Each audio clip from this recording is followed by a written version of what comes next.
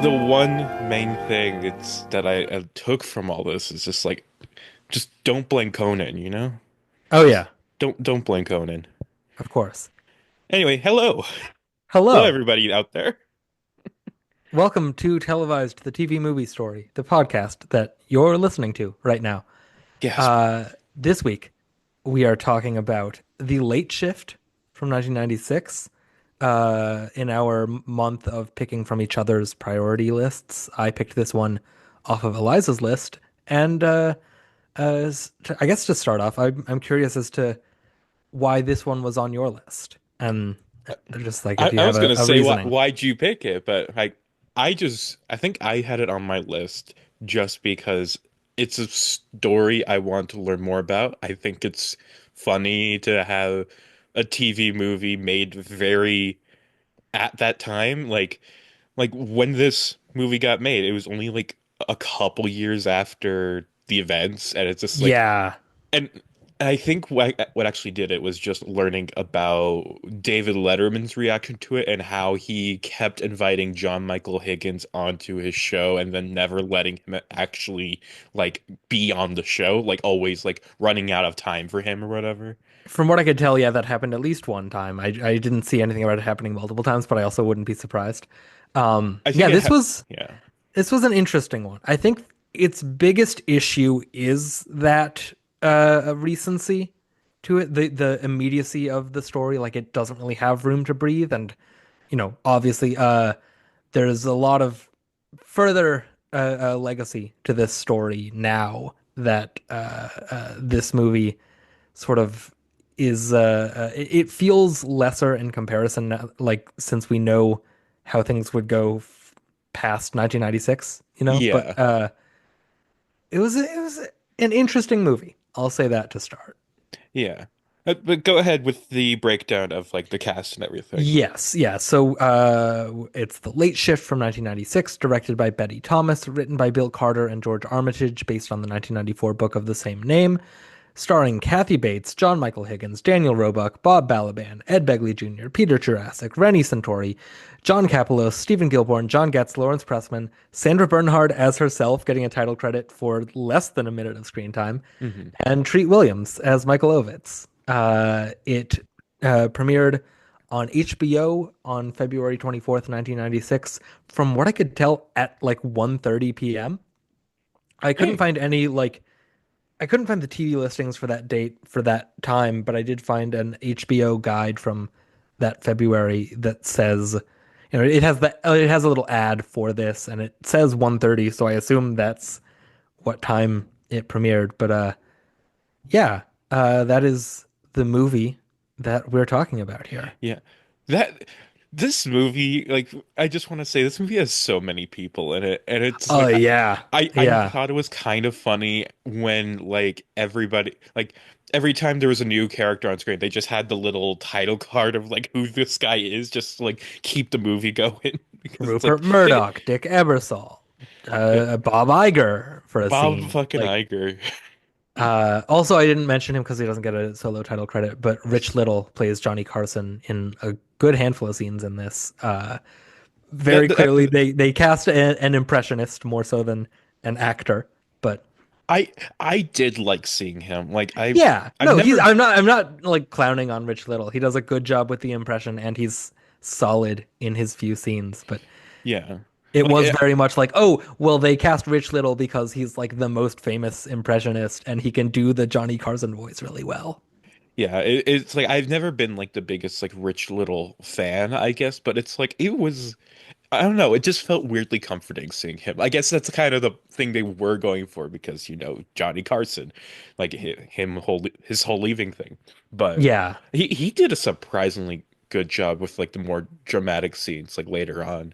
his scene at the end, yeah, I thought where Letterman calls him up and he's like, if I was in your situation with the way they're treating me, I would walk. I'm not telling you to walk, but if I was you and you're asking me that, I would walk. Like I thought that was a really good scene from Rich Little. Fantastic. That I think that might actually be my favorite scene in the movie. It's a really good like a lot of this movie feels very sleepy and very slow moving, and I liked it in general. But there's a lot of stuff where we spend so much time without either Letterman or Leno Hmm. that like at a certain point I lose track of who's with what network and like who wants what from who and there's just a lot of stuff in this relatively short movie. It's like only It's 90 minutes. it's very inside baseball. Yes, it's very inside baseball for stuff that I find interesting, but not that interesting. Um, so, but there are scenes here and there, and it's a really good. To go back to what we were talking about with that scene with Carson at the end, like it is one of the few times the movie feels like it's actually like getting at what these characters want. Like it's not just, oh, well, Leno is hapless and maybe being puppeted by this evil woman, and Letterman is neurotic and self-loathing, and that's our whole thesis on these two men. Like Hmm. it's a scene that actually gets into why they're doing all this and like what the legacy that they're trying to preserve is. It's a good ending that I wish more of that I like more of the idea of the legacy of the Tonight Show was like because like I've never watched really the Tonight Show when it was Leno or Hmm. like I've seen clips from I mean I don't watch it now that it's like I'm trying to think of a good example of like a story. I'm just going off on a total tangent already now from what I was going to say. Um, that like is concerned. This is going to be a wild comparison, Go ahead. but the fact that The Tonight Show for the past 10 years has been hosted by Jimmy Fallon feels almost in a way like the epilogue to The Brutalist. Uh, just like all of this, and for what? For fucking Jimmy Fallon to like, mug at the camera because the Rizzler is not what he signed on for his 10 years of drunkenly hosting the Tonight Show. Like all of this intrigue and backstabbing and like careerism and everything. And it's just fucking Jimmy Fallon. Hmm. Like late shift two, too late, too shift. I don't know. Like we got to make it. We got to make it happen. Like, you saying the late shift 2 made me remember so the original author of so this is based on a book about the whole scandal, and that author made a similar book about the Conan and Leno scandal. Is that Well, Late Night Wars or is that something else? um, let me see. Uh, where's the book? Where's the name of the book? Oh, The War for Late Night was the Okay, name of yeah. the second book. And uh and it's like Quentin Tarantino went on to Conan when he was hosting The Tonight Show, saying that he should direct a sequel called Late Shift 2, The Rolling Thunder of Revenge. Honestly, I was thinking a lot throughout this movie that like you could absolutely do a late shift too. Daniel Roebuck is still acting. He can do late career Leno. I'm sure he'd be better now than he was in this. I do Uh, not want Daniel Roebuck back as Leno. no, that's fair. I was just like, I mean, you Like run the risk of we could casting probably someone get else and John Michael being Higgins back as Letterman though. true. Yeah, he could do a good Letterman now. He's still acting and funny and things. Hmm. I don't know who you would get for Conan. Those are tall shoes to fill. Hmm. But to bring it back to this movie, The Late Shift, Yeah. I'll be honest, I didn't take that many notes on the movie, partially because I was like actually invested in it at times, and partially just because like so little happens to like actually note down. You Yeah. know, like it's just a lot of corporate intrigue that is, what notes are you going to take on, well, this is what this contract says, and this is what they're offering, and this is what they're looking for. Yeah, it does even though it's very much like a plot, like very much this thing happens, this thing happens, this thing happens, this thing happens. It's like it I just feel more interested in just the characters themselves. I just like a lot of these actors yelling at each other and stuff. It's that's what I enjoyed about this. It's just Oh yeah. seeing like Kathy Bates as kind of just Kathy Bates, just Kathy Bates is yelling at so good Bob in this. Balaban Kathy over the Bates is car phone. incredible in this movie. Yeah, that scene, that fucking scene, she's so good at being this just like I mean, the real Helen Kushnick sued the author of the book and settled out of court for that. And this is certainly not a flattering portrayal of her, but like Kathy Bates is not rounding out this woman into a more sympathetic version. She is very your average Mhm. seedy, underhanded talent agent that is, doing whatever it takes to get her client the prime spot. And like the scene where she's yelling at over the phone the president of NBC to cut off the RNC, to like cut off Reagan because he's going over into the time slot of the Tonight Show, and then ends up sending the entire audience home and like, well, we're not doing the Tonight Show tonight because somebody had to put fucking Ronald Reagan on TV. Just like the absolute gall of this woman it's so fascinating. She's really good at playing that very high altitude of self-import. It's really, and then when she's gone from the movie, it kind of sags after a point because I want more Kathy Bates. I want more Kathy Bobo Bates. Yeah, you really feel her loss when she leaves because it it just feel I just want more of her. It's Yeah. just like I know she had to leave because Jay Leno got rid of her because she's kind of an insane, but it's like I want it more. I Yeah. more. And that's Also, another thing that like, oh, sorry. yeah, I was just gonna say I wrote down my favorite line. I knew I could expect shit like this from a dickless wonder like you. My favorite line of the movie is when she's on the phone with him, telling him that Carson just announced his retirement, and he says something about how like, oh well, we're gonna have to, talk to David first. We're gonna have to like tell Letterman all this, and like this, she very pointed. It feels so. I mean, I know there was no involvement from either Leno or Letterman on this movie, but it feels very Leno apologia, where she just goes, "You're such a nice guy, Jay Leno." Yeah, I said that. I wrote It's that down. It's like you're such a nice guy, Jay Leno, a sentence no one has ever said genuinely. truly, yeah, like it's the best joke in the movie. This movie fucking hates Jay Leno. Yeah, I also wrote down about him. I don't know anything about the real situation. Is Jay Leno really such a hapless idiot? Yeah, he's like, I mean, I was looking into some of this because I also looked up some of the Conan stuff as well, and I was looking at some thread about and the like God, it was like, well, what was Leno's culpability in the Conan ousting from the Tonight Show? And it was a lot of like, oh well, with this and with that, uh, Leno like was in the weeds with everything, and then once things came out, he was like, "Oh, I had no idea any of this. If I had known this, I wouldn't have allowed it." And he's just very like distancing himself from things that he was almost certainly very intimately involved in. And I think he's just a piece of shit. I think Jay Leno just sucks and is very good at saving face. Hmm. Because I have not heard very many like nice stories about Jay Leno as a person. Hmm. Uh, and this movie certainly doesn't get into that. This it's very eager to lay the blame at the feet of Bates's character to allow Leno to just be like nice and foolish. But Hmm.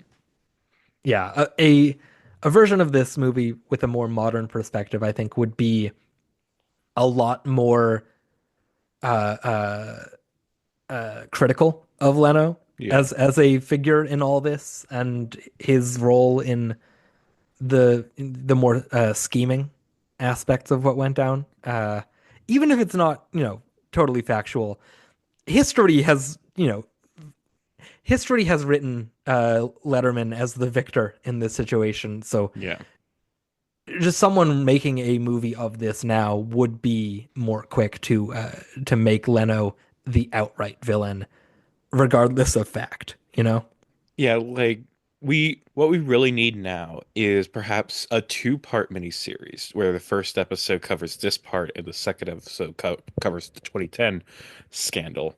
Well, and it's just and you get like the same actor playing both Letterman's, both Leno's. It's just like it'd be a fun time, fun little time. I would genuinely be interested in that. Because like it's not like this movie is perfect by any means or all that remembered. Like you never hear people talking about The Late Shift. This is sort of a more forgotten one for the, you know, the bigger name TV movies of this era. This doesn't Mhm. really come up ever.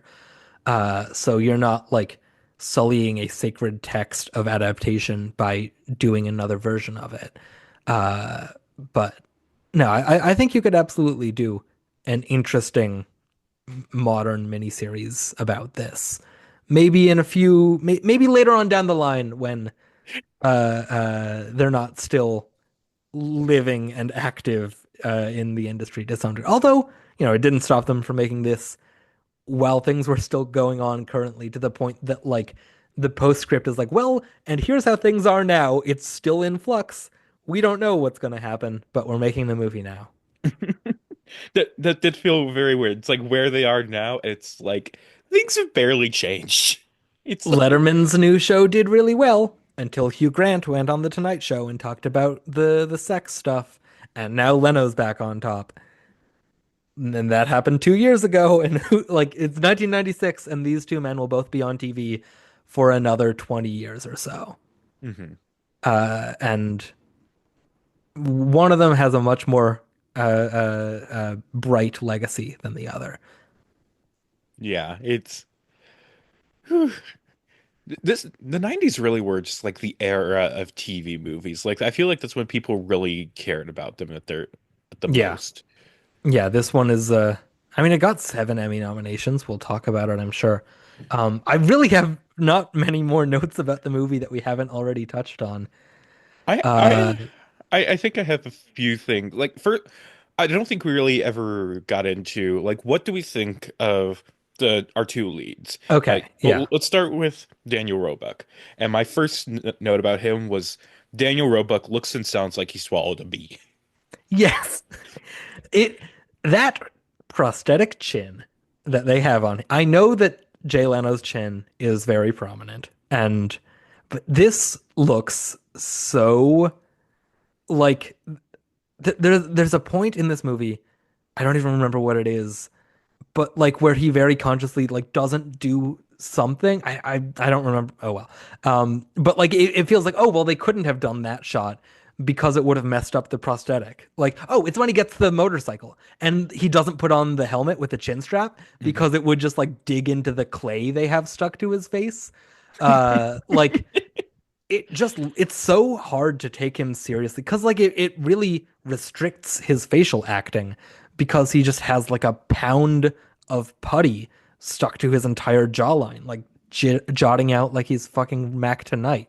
Like it so that alone already makes it hard to get into the performance.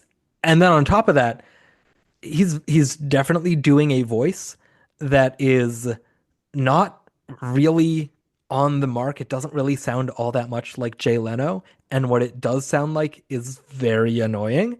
And so it's like that's another real barrier to entry to the point that like I don't feel like I have much of a read on his performance at all because I was just too distracted by the look and sound of him, which I guess ultimately means I didn't like the performance because the two main things about it were too jarring for me to connect with it. Yeah. Like his voice sounds less like Jay Leno and more like a chipmunk version of Jimmy Stewart. It sounds like Adam Sandler. He just sounds like Adam That Sandler. too. He sounds exactly like Adam Sandler in some scenes. He's doing the Adam Sandler voice. This is me. I'm Jay Leno. Jabababu, Kathy Bates. Shabba-ba-boo.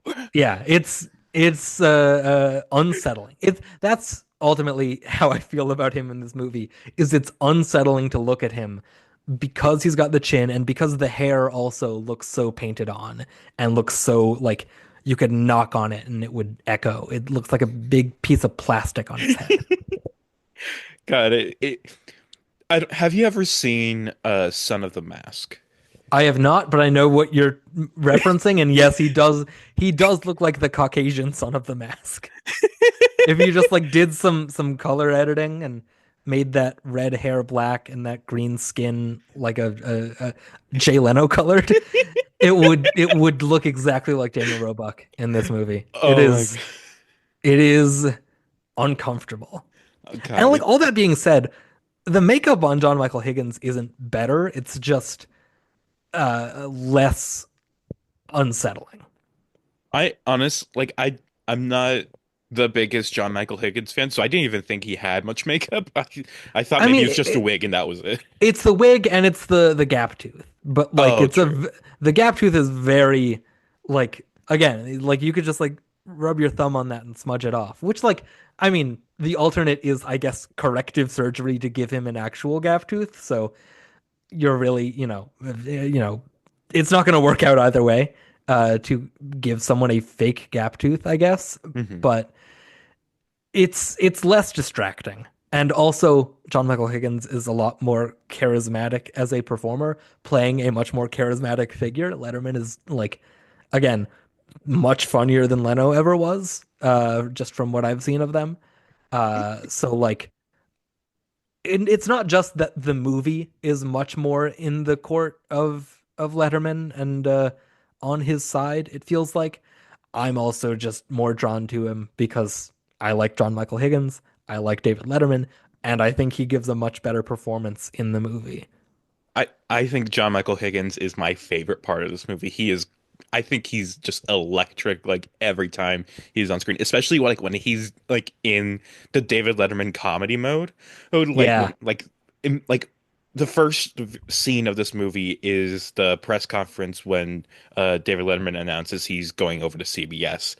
And there's so much like classic like David Letterman banter there, and he nails every moment of it. And it's just like immediately from that point, I was just like, I am all in on John Michael Higgins here. And yeah. he never disappointed.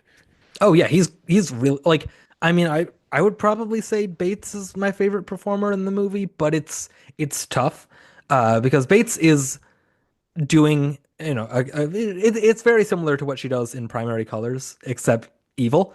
But like, I mean, I do love Kathy Bates, but also John Michael Higgins, is pulling off a.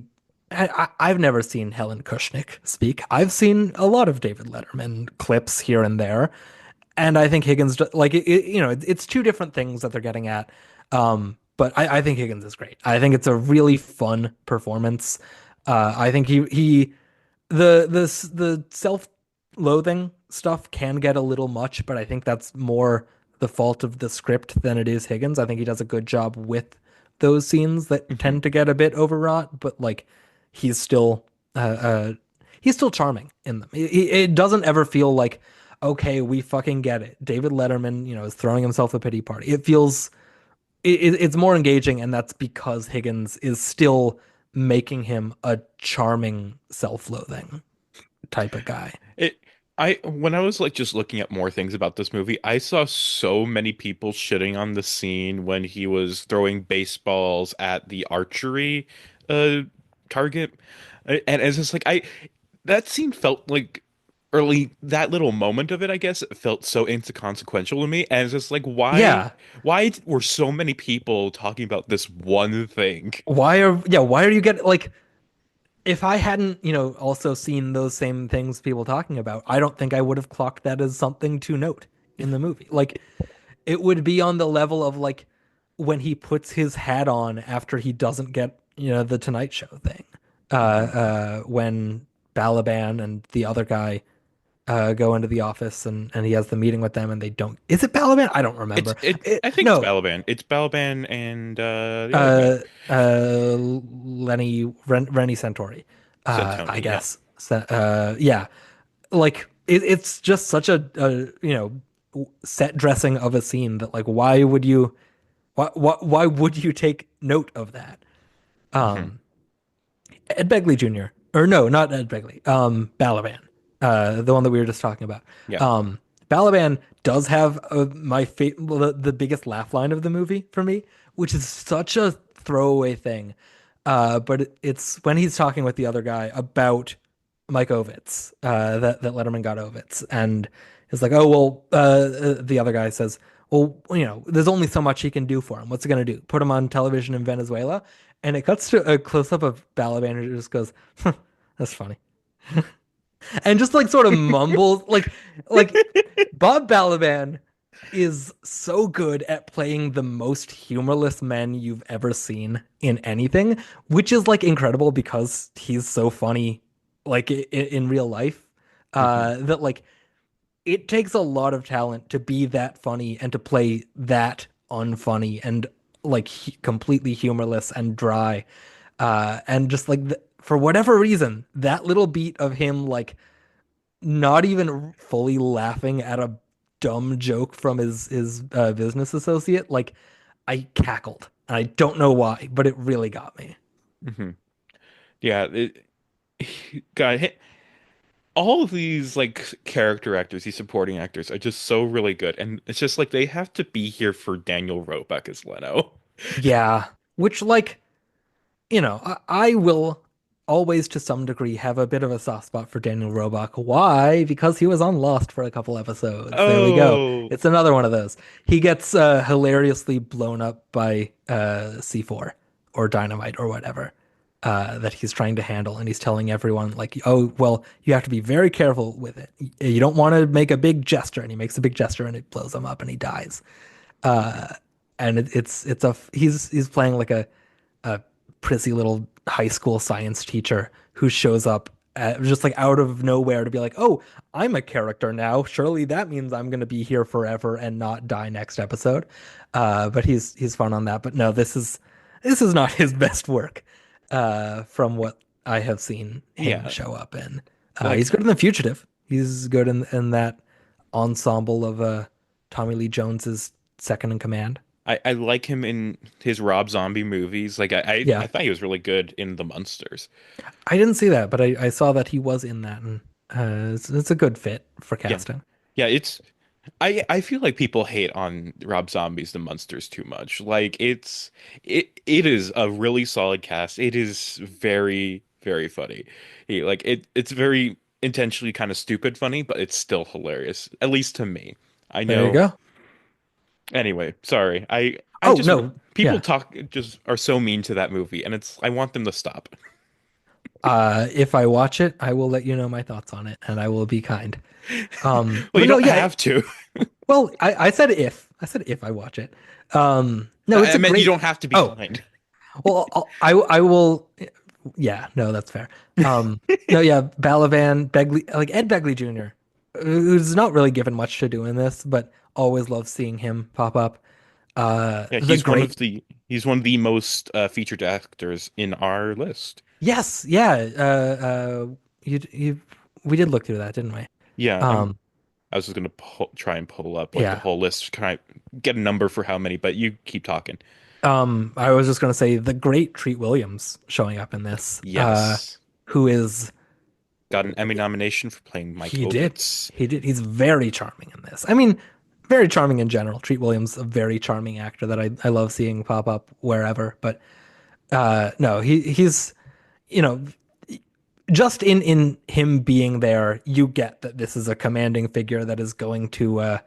They walk out of that room after that first scene with him, and they're like, "Oh, it was like having a meeting with the Godfather. Like it felt so like imposing that we have this guy on our side now." And like, yeah, I mean, it's Treat Williams. He's gonna be imposing but charming. Uh, Hmm. no, love seeing him pop up here. Yeah, Um, I wrote down about that scene. I really liked how they portrayed it as a kind of Faustian bargain, yeah, and it's just like, which maybe that was because like in the rest of the movie they don't ever really make mention about how like Mike Ovitz is kind of famously underhanded and like very, you yeah. know, This is a not a very good guy. flattering. This is a very flattering Mike Ovitz. Yeah, Uh, yeah. who This, pulls out th all the stops to get Letterman exactly what he wants, in exchange for nothing? Who knows? yeah, like, just absolutely nothing. Like he's Yeah. just a nice guy. He's doing it out of the goodness of his heart. He just Um, like they even kind of like buy into the bit like where Mike Ovitz is just kind of like saying it's like, wow, I just really love your stuff. You're big talent. It's like we're gonna get you everything you want. And then he does. Yeah, and then he does, and it all works out. The Uh, end. looking through my notes, the 1-2 punch when they're doing the pitch montage of Rupert Murdoch and then Bob Iger immediately afterwards was just like real jarring of like, oh boy. I am realizing now I wrote Johnny Carton instead of Carson when he first pops up. Um, Johnny oh, Carton sounds like a bad SNL sketch. yeah, it really like, what if Johnny Carson was a carton of milk? Ah, it's fucking hilarious. Um, no, one other thing that I wrote down, which was really weird. After that scene where she says, "You're such a nice guy, Jay Leno," and she tells him basically, "Hey, you will be the official host of the Tonight Show 1 year from today." It ends with him. There's like a dolly zoom on him in this airport phone booth for no reason. I like, why are we doing the fucking push in, pull back uh uh dolly zoom on Jay Leno? What? Because he's just so like we were supposed to see some really good acting there. It just couldn't come out through the makeup. Yeah. God, that makeup. It's like the thing is, it makes them look like the real people to a degree, but because I know what Daniel Roebuck and John Michael Higgins actually look like, it just makes it so much more artificial and jarring and uncanny valley because like it's just weird. It's weird seeing a redheaded John Michael Higgins. Yeah. That is a man with black hair and like that is a defining feature of that man. What's his character on Arrested Development? What's No the clue. He's the lawyer that they bring in after Scott Baio as Bob Blah Blah. But what's his or no, maybe it's before Bob Blah Blah. What's his name though? He has a good name on that. I watched Arrested Development once, like maybe 15 years ago. Wayne Jarvis. That's the very serious lawyer. Uh, no, he's good in that. Um, uh, For the record, Ed Begley Jr. is in 40 other movies on our list. there you go. Right Is Ed between Begley Jr. on Arrested Development? Right? that sounds like exactly the He kind of thing he's he would be in. he's the guy who has alopecia that wears a lot of wigs and fake eyebrows and everything because he's self-conscious about it. Right. You were talking nonsense to me. Arrested Development, good TV show. I I liked it when I watched it. Watch it again. It's very I funny. really should. You should. But I also should. It's been probably a while since I've revisited it as well, but good show. Mhm. Um, I think I have more. I like the line, I have a face that would scare small children. Don't I yeah, know it? yeah. Uh, Um, I mean, all the stuff with Kathy Bates after she gets pushed out and she has the scene where she's like trying to get Leno to stand up for her is again, she's really good in this movie. It's a real solid performance. yeah. Uh, I like another thing I wrote down was her saying, "Where the fuck is Billy Crystal and why hasn't he arrived yet?" It's just like yeah. me every Oscars. Yeah, no, that was a good little you could do a double feature of this and Saturday Night of behind the scenes TV drama where Billy Crystal is involved in the first episode of a show, Mhm. even though he wasn't on that first episode of SNL. But he's certainly played by somebody in that movie. He is. I don't know who it is, but whoever it is, I remember also being impressed by that That impression. impression. It sounds so much like Billy Crystal in that movie. He Uh, does like and that. also like he gets the like the sort of like ain't I a stinker swagger of Billy Crystal that is it's surprising that someone was able to get that so Yeah, effortlessly. the casting of that movie, it was just too good. It's like Yeah. just And so also yeah. Dick Ebersol is in this movie I was in a thinking scene about as that. well. Uh I point at the screen and it's just like that's Cooper Hoffman. hey, that's the guy from that movie Saturday Night. It's the SNLCU.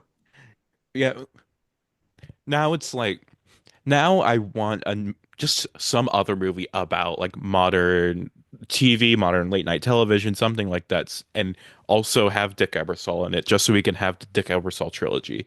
Yes, exactly. Um, do we want to get into the Emmys? Sure, go ahead.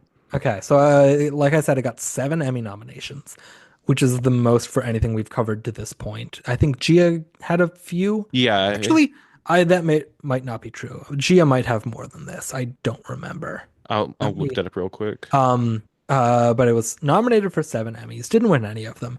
Nominated for Best Made for TV Movie, which it lost to Truman, the Harry S. Truman. I think it's Gary Sinise Gary Sinise, yes. as him. Yeah. Nominated for Best Directing for a miniseries or special, which it lost to John Frankenheimer for Andersonville, which is about a like a Confederate Civil War camp. Hmm. Uh, Nominated for Best Writing for a miniseries or special, lost to a Gulliver's Travels TV movie. Treat Williams, nominated for Supporting Actor in a miniseries or special, loses to Tom Hulce for The Heidi Chronicles. Kathy Bates, nominated, loses to Greta Scacchi for Rasputin. She did, though, win the Golden Globe and the SAG Award for this. Nominated for Best Makeup, which it loses to Kissinger and Nixon, which was Ron Silver as Kissinger and who was Nixon in that? Was it Beau Bridges? I think I remember seeing. I don't I remember. don't know. And then best casting for a miniseries or special, which it lost in a tie to both Truman and the Tuskegee Airmen. I was about to say when you said it lost to Kissinger and Nixon, and it's like, huh, I wonder what that one's about.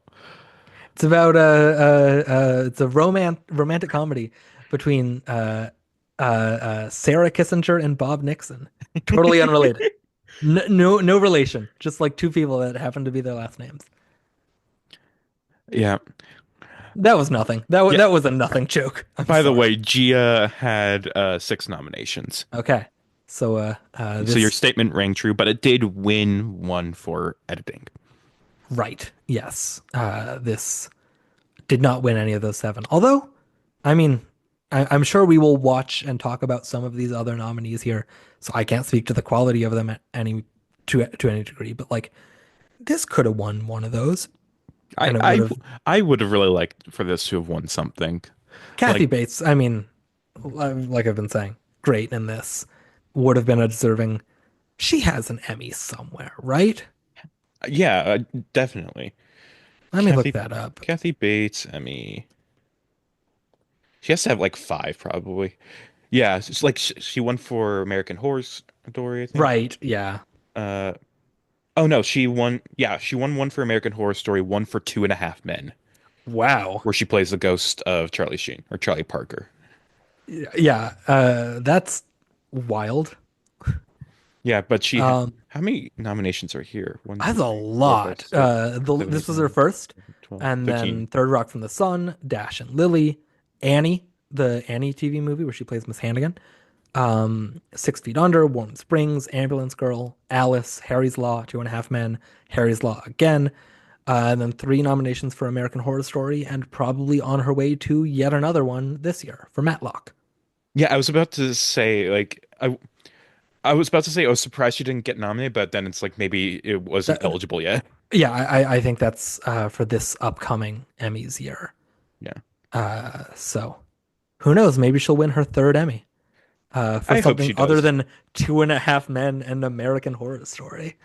That is funny that it's like she won for those. Like she won for this network comedy she guest starred on and American Horror Story. Though I guess American Horror Story was actually like critically well liked at that time. Like Yeah, I don't know. I mean, I never watched it, so I don't know what season this is, but just based on the name of the character that she won for, I'd imagine it's the carnival season? no, The freak or show? No, I oh don't no, she know. won for Coven. Okay, That that makes Coven sense. was season 3. Okay. Yeah. Um, Yeah. yeah, I'm just like looking at some of those. Like, I would be interested in at some point doing Truman or the Tuskegee Airmen or Kissinger and Nixon Oh or yeah. Really any of those. Rasputin, the Alan Rickman as Rasputin. Yeah, like Uh, there's so many this is a great like good year for TV movies that are interesting. and I mentioned earlier, just like the 90s as a whole were such a big time for TV. Like we're gonna be diving into this decade so much, probably, Oh especially on yeah, the times when we are personally picking these TV movies, because like these are some like I think it's the year after this or the year before this is where we get like Don King and 12 Angry Men. It's like that yeah. year specifically, I think is like the big year, but this is also just Hell, I mean, really like good, really good looking time. at the Emmy lineup for lead actor in a miniseries or special, like I mean, neither of our leads here were nominated, but you understand why when you look at it. It's Alan Rickman wins for Rasputin, Alec Baldwin for Streetcar, Beau Bridges for Kissinger and Nixon, Lawrence Fishburne for the Tuskegee Airmen, and Gary Sinise for Truman. Like that is sort of your gold standard of what you would expect out of a lead actor in a miniseries or special. And then lead Exactly. actress is Helen Mirren for Prime Suspect, Ashley Judd for Norma Jean and Marilyn, Jessica Lange for A Streetcar Named Desire, Mira Sorvino for Norma Jean and Marilyn, and Celia Ward for Almost Golden, the Jessica Savage story, which I don't know what that is, but it's at least a the something story. Yeah, the God, we need Also to. has Ron Silver, another like stealth MV. How many Ron Silver movies do we have on our list? I I imagine it's a lot I need to figure this out. because he's on that. 21. Yeah, it feels like there's probably more also that we just don't have in there yet. Like we could up those numbers. We could get And also Beau Bridges is at 20. there you go. Lot of names that will become very familiar over the course of this show. Yeah, I'm looking. Honestly, I think we might have actually maxed out in Ron Silver. That's possible. Yeah. I think we Uh, have all of them well, because it's can when I sorted by TV movie genre, it said 19. Oh, yeah, that'll happen. Can I bring up something about this movie? Of course, always.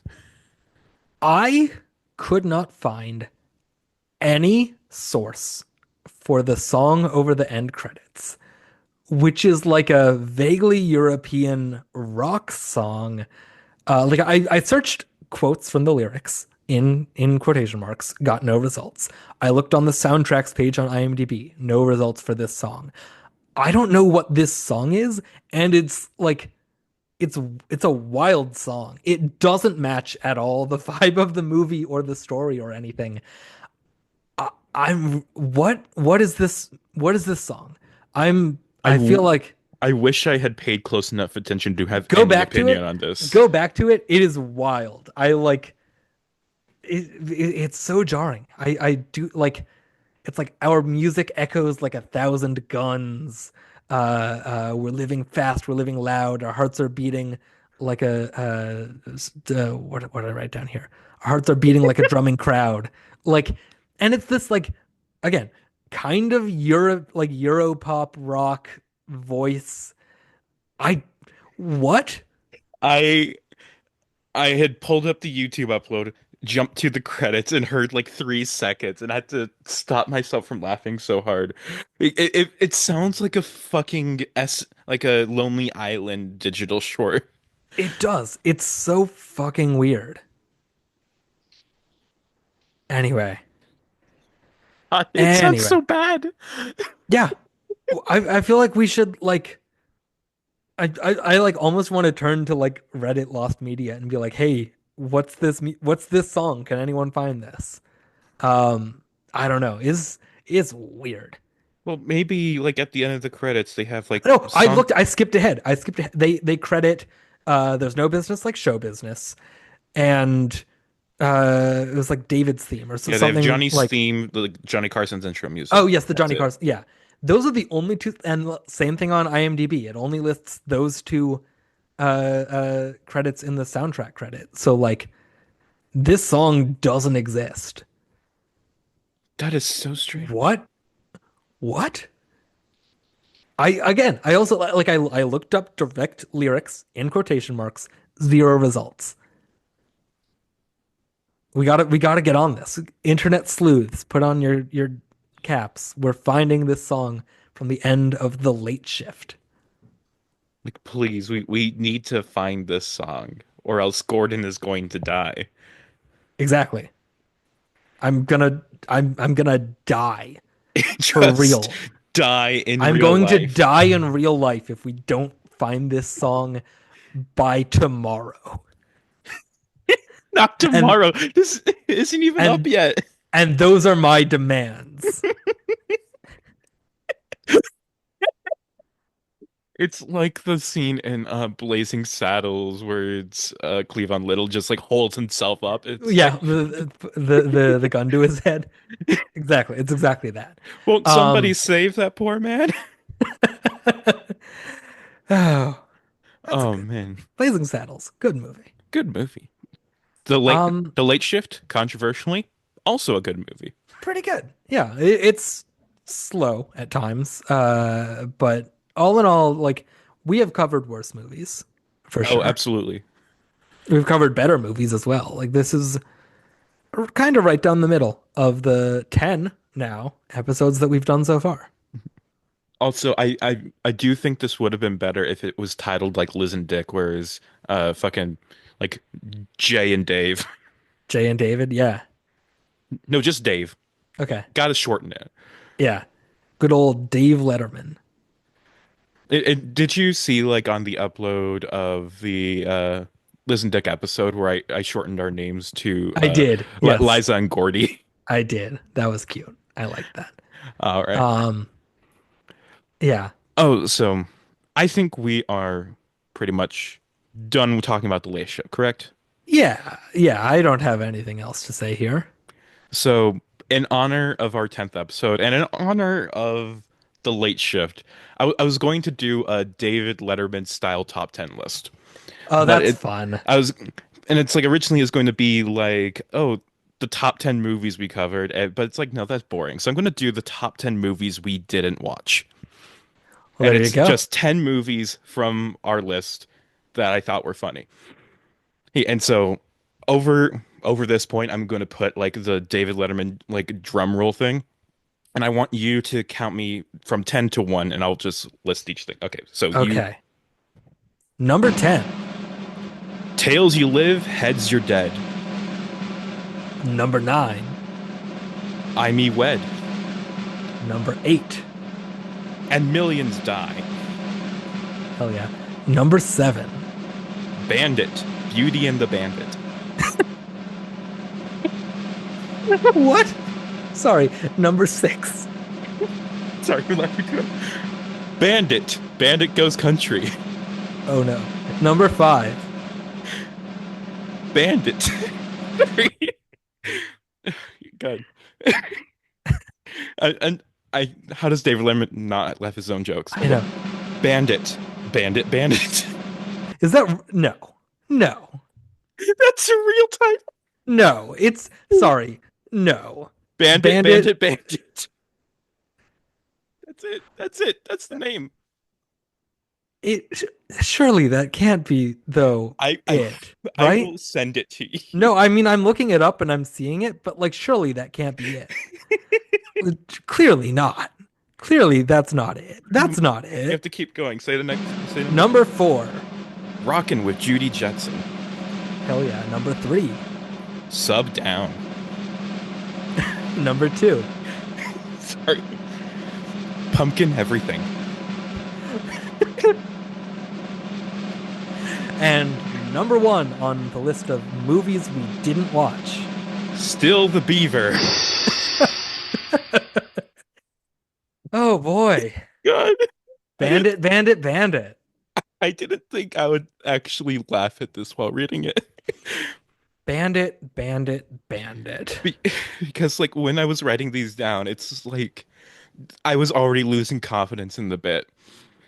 But like knowing this, it's like seeing your reaction to just Bandit Goes Country and then going into Bandit, Bandit, Bandit.